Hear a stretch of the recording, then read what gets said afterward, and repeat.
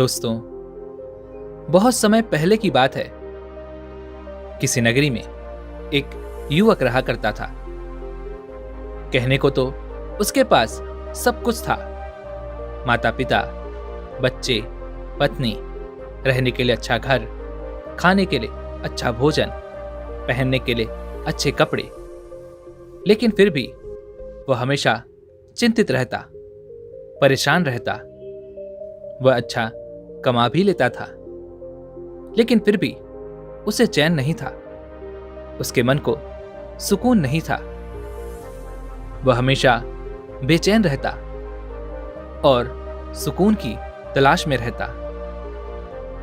वह अपने आसपास के कुछ लोगों को हमेशा घूमते फिरते देखता, हमेशा खुश रहते देखता। उसे लगता कि शायद जीवन का असली सुकून घूमने फिरने में है, मजे करने में है और खुश रहने में है।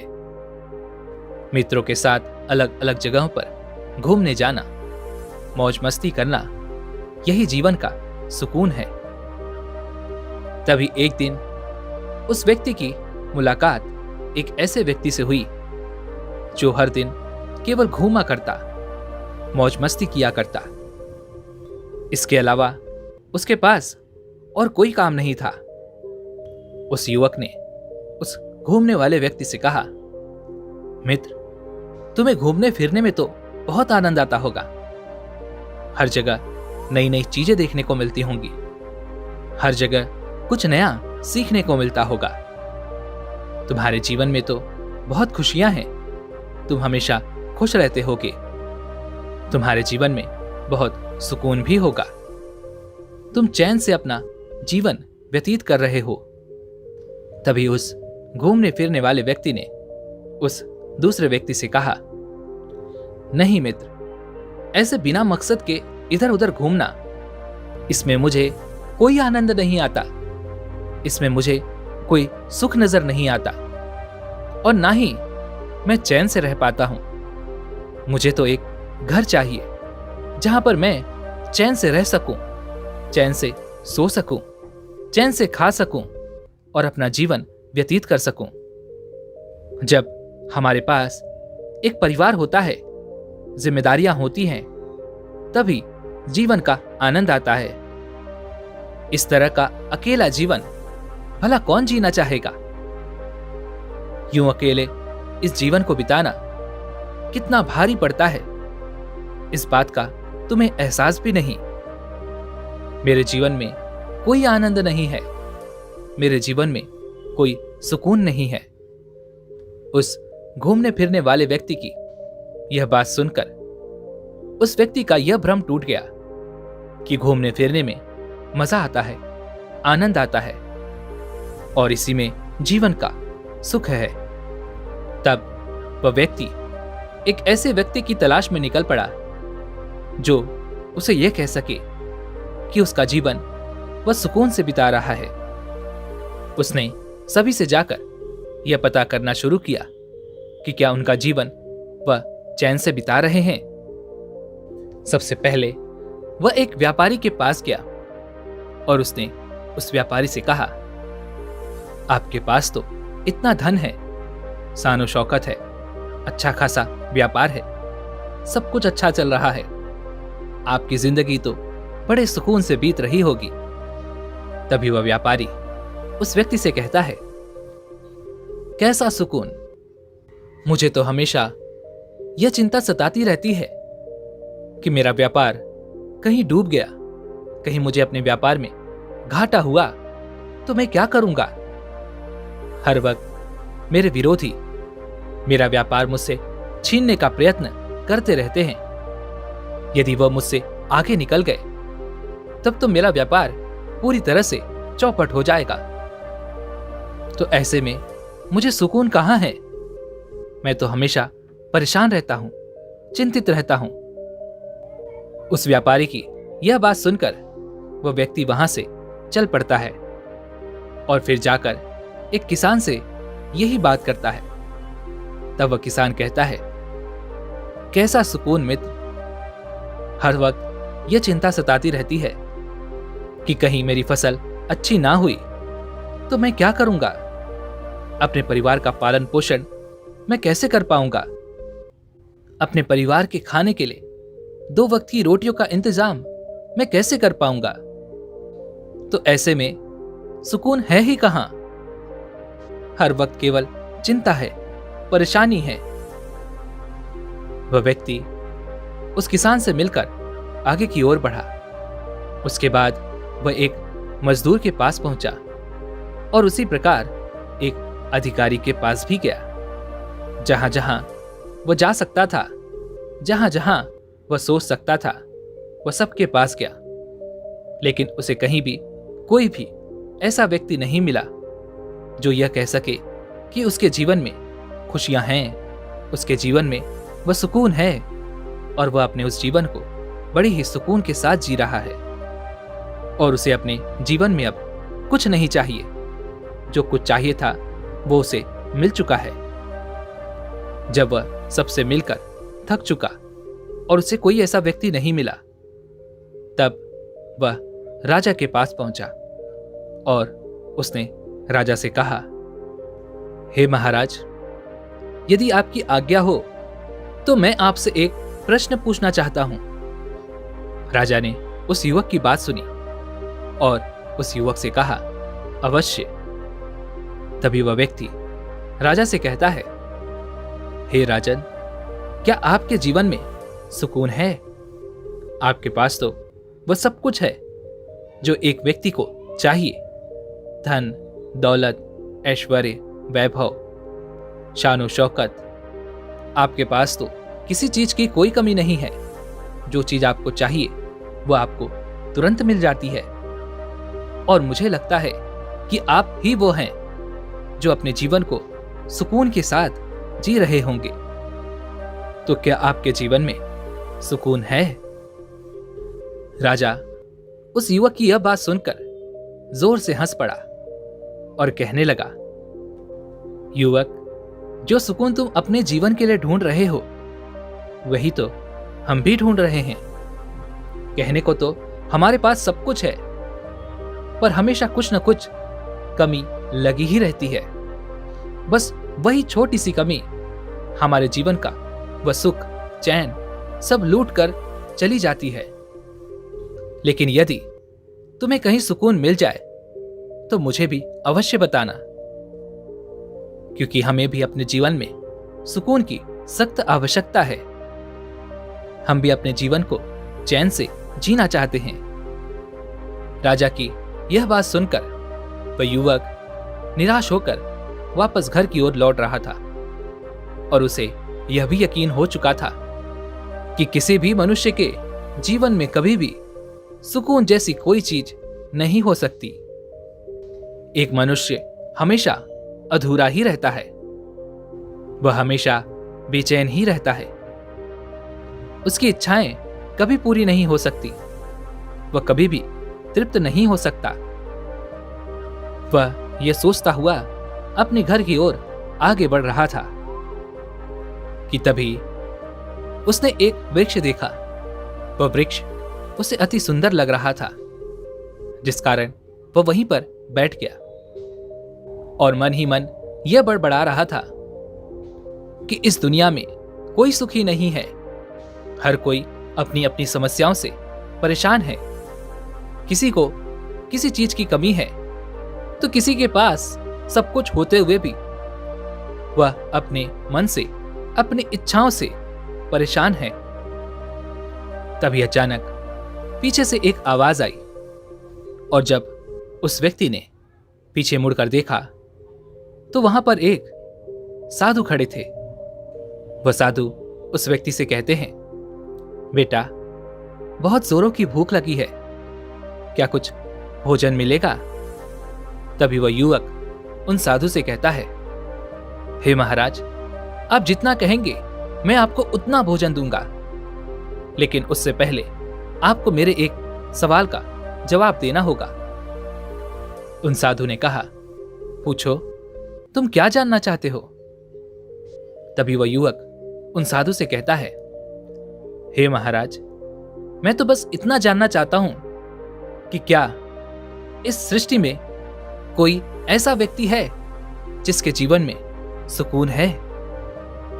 मैंने बहुत तलाश की, मैंने कई लोगों से बात की, उनके बारे में जाना, उनके जीवन के बारे में जाना, लेकिन हर कोई एक ही बात कहता है कि वह अपनी कुछ न कुछ समस्याओं से हमेशा परेशान ही रहते हैं। उन्हें एक पल के लिए चैन नहीं है। यहां तक कि मैं राज्य के राजा के पास भी गया था। उन्होंने भी यही बात कही कि किसी न किसी चीज की कमी के कारण हमेशा मन बेचैन रहता है, इसे एक पल के लिए चैन नहीं रहता। तभी वह साधु उस युवक की इस बात का जवाब देते हुए कहते हैं, बेटा, तुम गलत खोज रहे हो। इस सृष्टि में जितने भी व्यक्ति हैं, सभी के पास सुकून है। यह बात सुनकर वह व्यक्ति चौंक उठा और उन साधु से कहता है, ये आप क्या कह रहे हैं? मैंने हर जगह खोजबीन की, हर जगह लोगों से पूछताछ की, लेकिन किसी ने भी ये नहीं कहा कि वो अपना जीवन सुकून से बिता रहा है। और दूसरों की बात क्या करना, मैं तो खुद अपने जीवन में किसी न किसी इच्छाओं को लेकर, किसी न किसी परिस्थितियों को लेकर हमेशा चिंतित ही रहता हूं। फिर भला आप ये कैसे कह सकते हैं कि सबकी जिंदगी चैन से भरी हुई है, सभी के जीवन में सुकून है? तभी वह साधु उस युवक की इस बात का जवाब देते हुए कहते हैं, बेटा, जिस सुकून की तलाश तुम कर रहे हो वह सभी के जीवन में है। बस फर्क इतना है कि हम मनुष्य हमेशा उन चीजों के पीछे भागते रहते हैं जो हमारे पास नहीं होती। तभी वह युवक उन साधु से कहता है, हे महाराज, आप क्या कहना चाहते हैं? मुझे आपकी बात समझ नहीं आई। कृपया आप इसे साफ और स्पष्ट तौर पर समझाइए। तभी वह साधु उस युवक से कहते हैं, बेटा, तुम्हारे पास भी सब कुछ है। अच्छा घर है, खाने के लिए अच्छा भोजन है, अच्छे कपड़े हैं, माता पिता, पत्नी, बच्चे, तुम्हारा परिवार फला फूला हुआ है। लेकिन तुमको अपनी इच्छाओं की पूर्ति करनी है। जैसे कि अभी तुम यह जानना चाहते हो कि क्या किसी के जीवन में सुकून है। यह तुम्हारी इच्छा तुम्हें यहां वहां दौड़ा रही है, तुम्हें इधर उधर नचा रही है, और इसी एक इच्छा ने तुम्हारे मन की बेचैनी बढ़ा दी है, जिस कारण जो सुकून तुम्हारे पास होना चाहिए था वह अब नहीं है। तभी वह युवक उन साधु से कहता है, हे महाराज, मुझे आपकी बात अभी भी समझ नहीं आई। आखिर आप क्या कहना चाहते हैं? तभी वह साधु उस व्यक्ति से कहते हैं, बेटा, किसी भी व्यक्ति को सुख कब मिलता है, उसके मन को चैन कब आता है? तभी वह युवक उन साधु की इस बात का जवाब देते हुए कहता है, हे महाराज, जब किसी मनुष्य की कोई इच्छा पूरी हो जाए, जब वह कोई चीज चाह रहा हो और उसे मिल जाए, तो उसका मन अति प्रसन्न होता है, और जब वह उस चीज को पा लेता है तभी उसे चैन मिलता है। तभी वह साधु उस व्यक्ति से कहते हैं, तुमने बिल्कुल ठीक कहा, लेकिन मेरी एक बात याद रखना कि इच्छाएं कभी भी हमें वह सुकून, वह चैन नहीं दे सकती।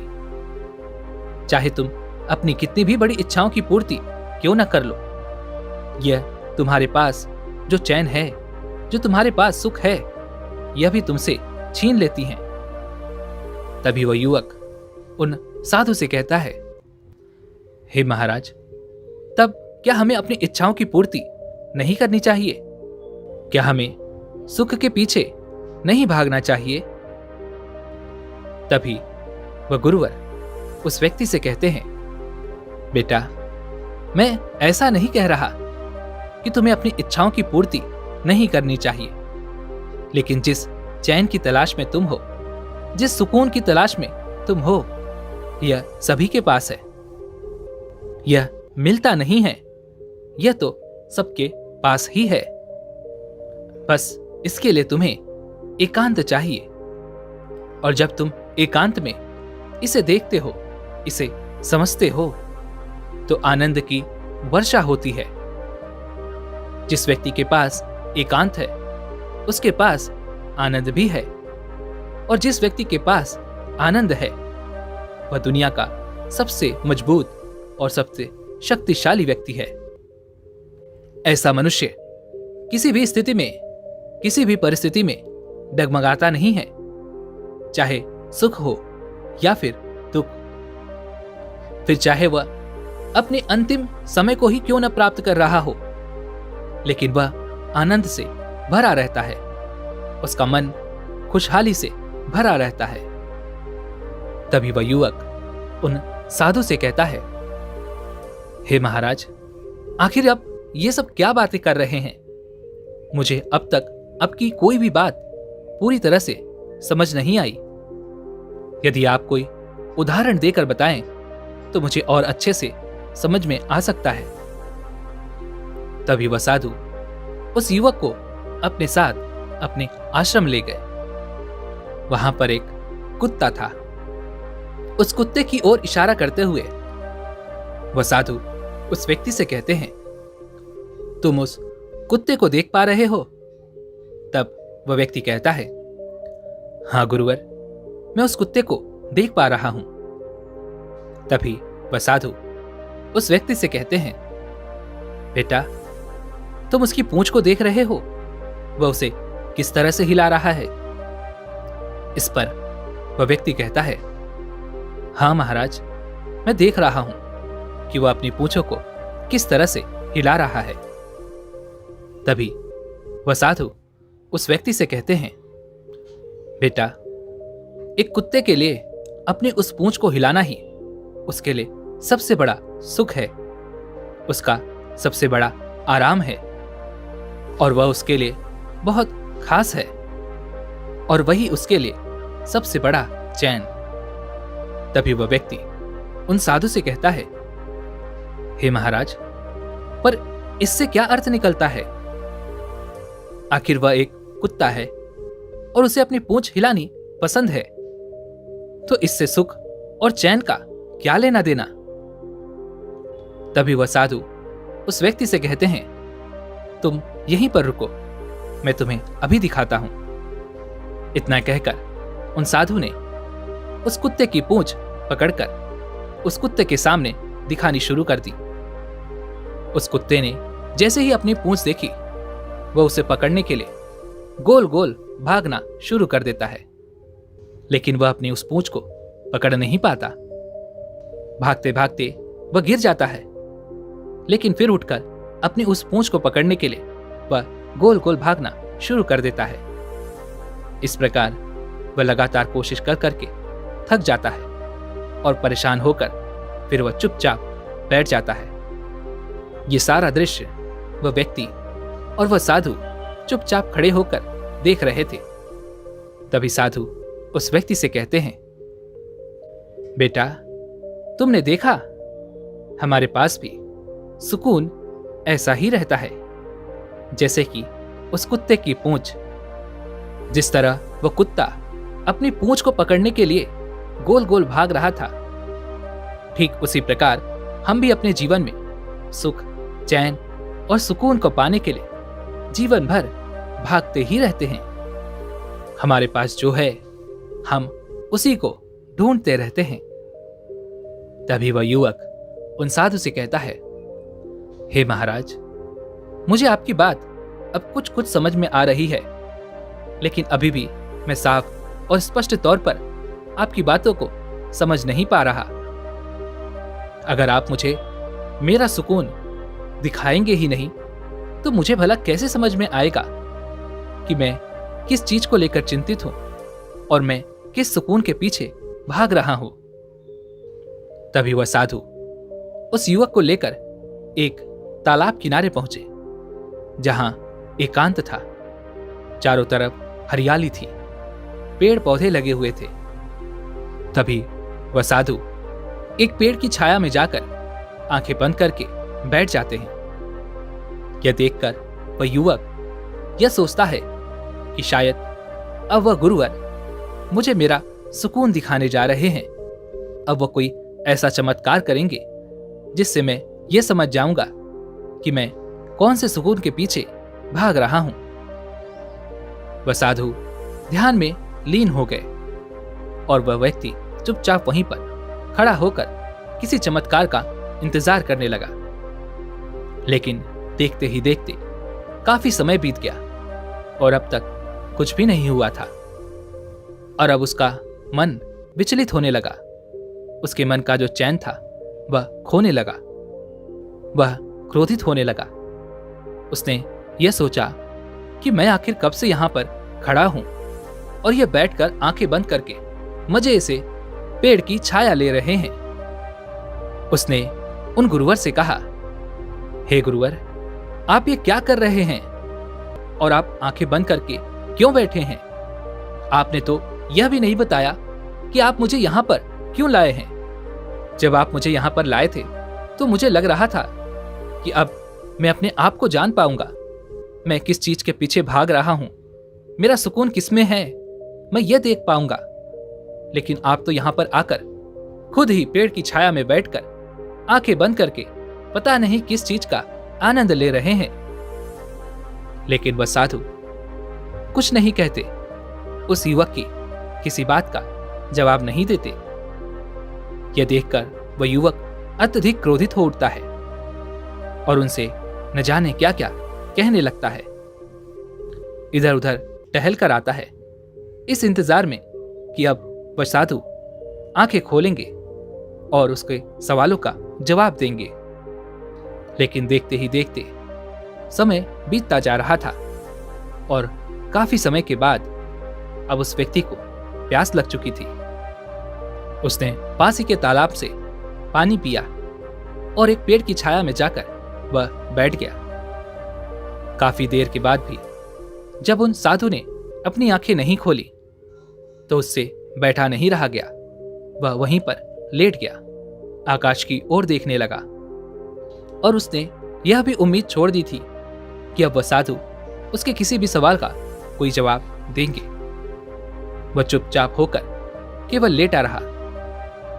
तभी अचानक कुछ समय बाद उसे कुछ आवाजें सुनाई देने लगी। पक्षियों की आवाज, जानवरों की आवाज, पानी की आवाज, हवाओं के बहने की आवाज, जिसे सुनकर उसे बड़ा आनंद आ रहा था। उसे बड़ा चैन मिल रहा था। यह सुनते सुनते उसका मन पूरी तरह से शांत हो गया और उसे नींद आ गई।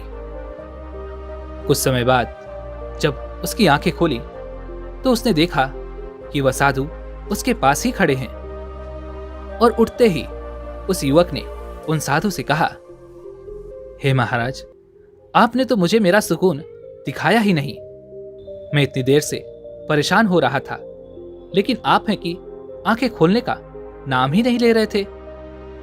तभी वह गुरुवर उस व्यक्ति से कहते हैं, बेटा, तुम अब परेशान हो रहे हो, लेकिन क्या इसके पहले तुम्हें आनंद की अनुभूति नहीं हुई? क्या तुम्हें वह सुख, वह चैन, वह सुकून नहीं महसूस हुआ? तभी वह युवक उन साधु से कहता है, हे महाराज, आप सही कह रहे हैं। जब मैं लेटा हुआ था तब मुझे बड़ा ही चैन मिल रहा था। मेरा मन बिल्कुल शांत था और मुझे आनंद की अनुभूति हो रही थी। तभी वह साधु उस युवक से कहते हैं, बेटा, इसे ही तो सुकून कहते हैं। लेकिन जिस सुकून को तुमने महसूस किया, यह केवल बाहर की ओर ही दिखाई पड़ता है और इस समय बाहर एकांत ही था। तुम्हारा शरीर थक चुका था। तुम और कुछ नहीं कहना चाहते थे। तुम आराम करना चाहते थे। तुम्हारा मन अब और कुछ नहीं सोचना चाहता था, जिस कारण तुमने उस आनंद को महसूस किया जो हमेशा हमें केवल एकांत में ही मिलता है। लेकिन जैसे ही तुम अपनी नींद से बाहर आए, तुम्हारे मन में फिर वही सवाल खड़ा हो गया।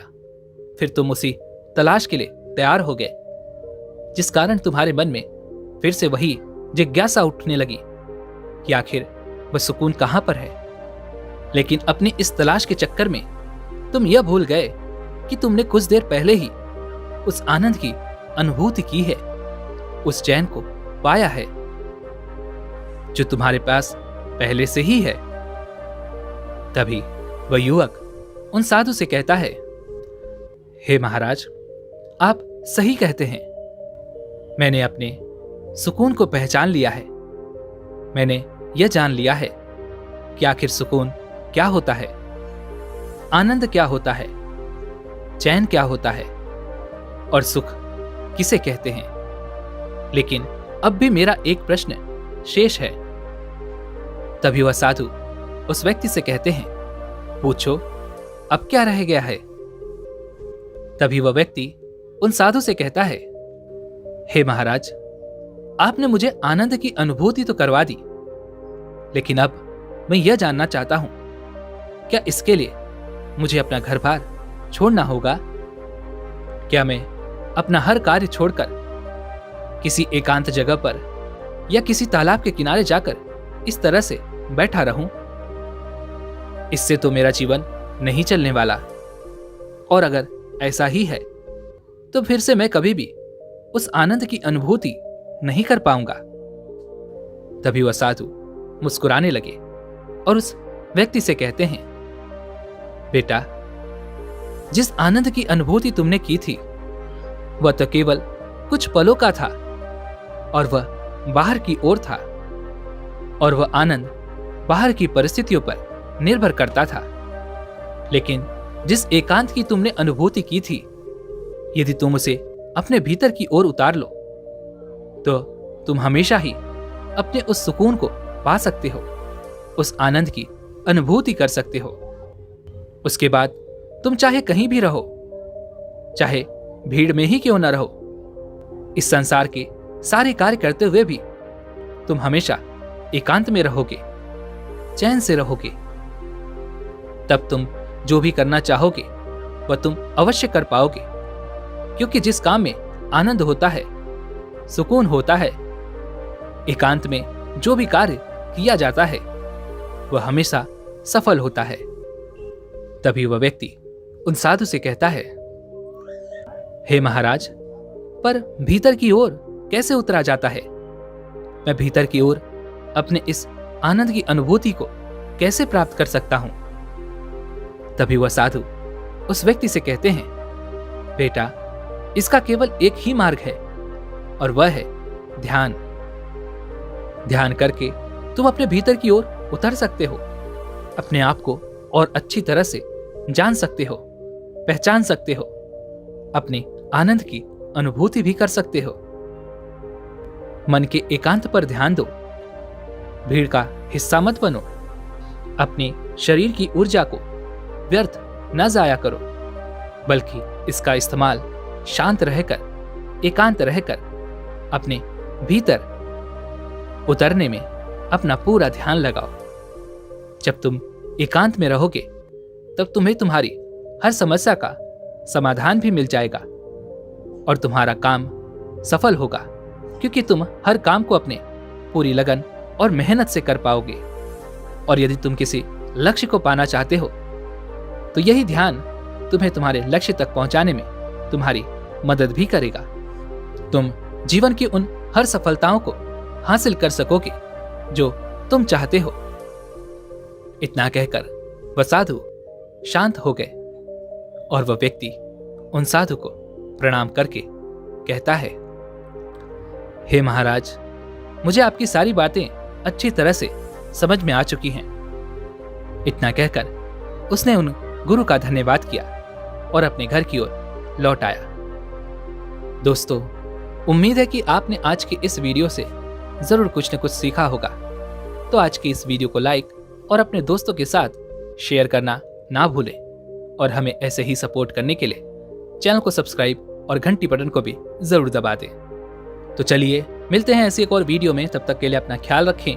धन्यवाद।